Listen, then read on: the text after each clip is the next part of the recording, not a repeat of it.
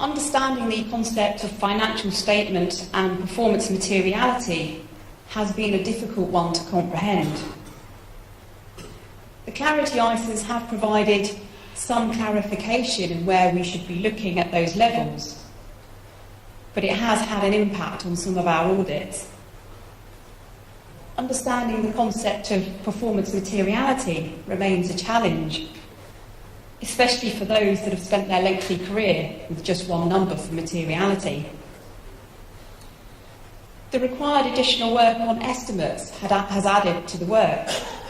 More documentation and communication is needed with the client to ensure that we are making fully understanding and testing.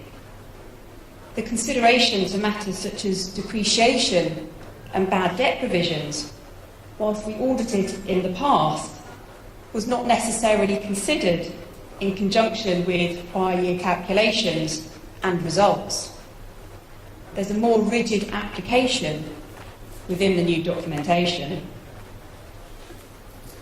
The change in related party transactions in trying to identify all potential targets and confirming this has again added to the burden, and for some has caused confusion for our clients. Where does the family tree stop? How many relatives do they need to tell us about? Understanding the work of the expert has also increased the documentation burden. Using an expert, you would think would be sufficient to enable you to place reliance on their work, and that was something we discussed yesterday in the case study aspect in the afternoon. But the documentation that we now need to do is much more rigid and specific with regard to an assessment of their capabilities, the calculations, the scope of their work when they did it, and the assumptions that they have used. Group audits, the big change and area that has had the most impact on our work. There must be communication with the component auditors. Just sending a questionnaire is no longer fulfilling the requirements of the ISA.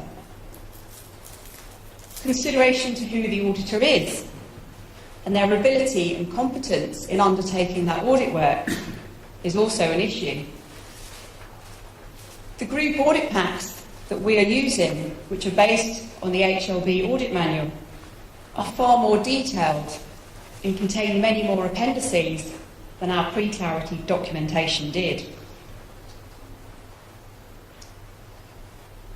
All the UK firms use the same computerised software from CCH, so the switch from ISAs to Clarity ISAs for all of us was relatively pain-free. We were all provided with an update in good time. The software, as you would expect, included all the necessary changes to the ISAs, including revised templates and updated checklists. Total reliance was placed on the software provider to ensure that the audit pack going forward provided us all with the necessary tools to undertake an ISA-compliant audit. The software providers in the UK also provided a train-the-trainer day. This enabled them to train 1 or 2 people in each firm, who would then go back and spread the message and train their own firm.